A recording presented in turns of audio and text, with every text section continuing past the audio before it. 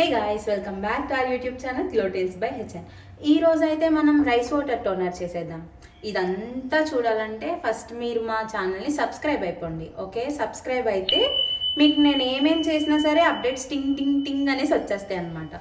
So rice water toner ఎందుకు చేద్దాం అనుకుంటున్నా అని చెప్పిన, ఈ మధ్య రైస్ వాటర్ టోనర్ అనేది చాలా బాగా ఫేమస్ అయిపోతుంది. బట్ అవి కొరియన్ బ్రాండ్స్ అయితేనే బాగా వర్క్ అవుతుంది కూడా.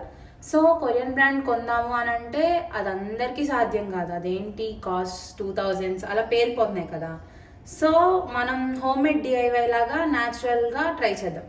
ఓకే, ఇదంతా ట్రై చేయాలంటే జస్ట్ మనం ఒక చిన్న బౌల్ తీసుకొని దాంట్లో ఒక 2-3 స్పూన్స్ ఆఫ్ రైస్ బాగా వాష్ చేసి దాంట్లో వేసుకొని అది మునిగేంత వరకు కొంచెం ఒక 10 to 15 minutes నానబెట్టుకోవాలన్నమాట.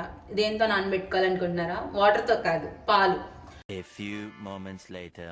మరి మనమైతే ఇందాక రైస్ అండ్ పాలు అయితే నానబెట్టాం కదా, దీన్ని బ్లెండర్లో వేసి బ్లెండ్ చేసేద్దాం అనమాట.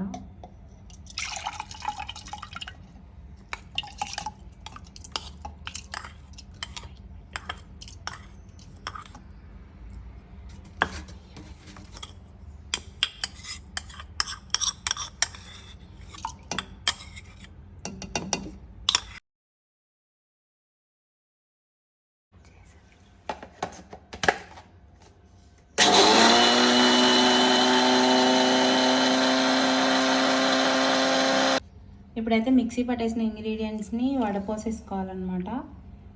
యాక్చువల్గా దీంట్లో వైటమిన్ ఈ క్యాప్స్యూల్ కూడా వేస్తారు, కానీ అది అందరికీ పడదు. So vitamin E negligible. దీన్ని అయితే మనం ఒక స్ప్రే బాటిల్లోకి అయితే ట్రాన్స్ఫర్ చేసేసుకుందాం. బట్ ఫ్రిడ్జ్లో అయితే కంపల్సరీగా స్టోర్ చేసుకోవాలి, లేకపోతే ఒక టైప్ ఆఫ్ బ్యాడ్ స్మెల్ వచ్చేస్తుంది అండ్ స్కిన్కి అంత ఎఫెక్టివ్గా అయితే ఉండదు. అండ్ ఇది డైలీ యూజ్ చేయడం వల్ల మనం కొంచెం గ్లాస్ స్కిన్ అయితే వస్తుంది మనకి.